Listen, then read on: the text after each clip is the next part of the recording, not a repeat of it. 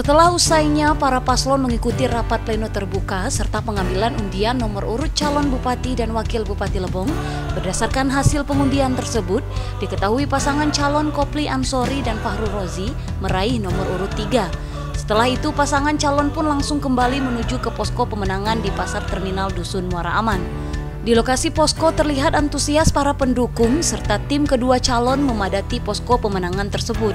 Dan para pendukung bahkan tim menyemarakkan suasana dengan menikmati hiburan yang telah disiapkan oleh tim.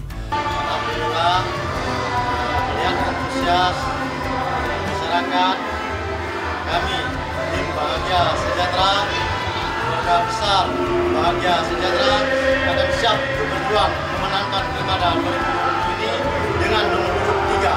Nomor urut 3 belum selesai perjuangannya, berlanjut di 2020 ini. Maka saya dan Pak Kopli Ansori akan melakukan perubahan, lompatan-lompatan. Jadi kita tidak lagi bisa hanya berjalan. Kami akan berlari untuk melaksanakan pembangunan di Kota Lebong, melaksanakan cita-cita Semarang 4 tahun setumang. Kami ingin membahagiakan dan mensetarakan masyarakat Lebong karena kami cinta Lebong. Maka kami siap bekerja. Kami adalah pekerja, siap bekerja untuk Lebong yang lebih baik.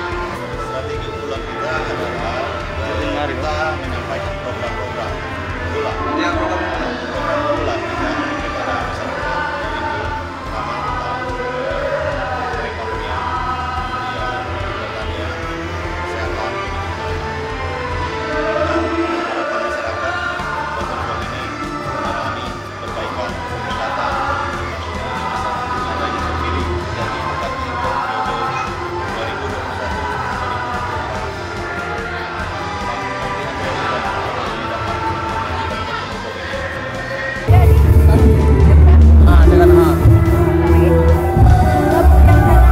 Sekarang sudah berada di depan posko pemenangan calon bupati Kopli Ansori dan Pak Fahrul Rozi, di mana sudah kita ketahui tadi mereka sudah mengambil nomor urut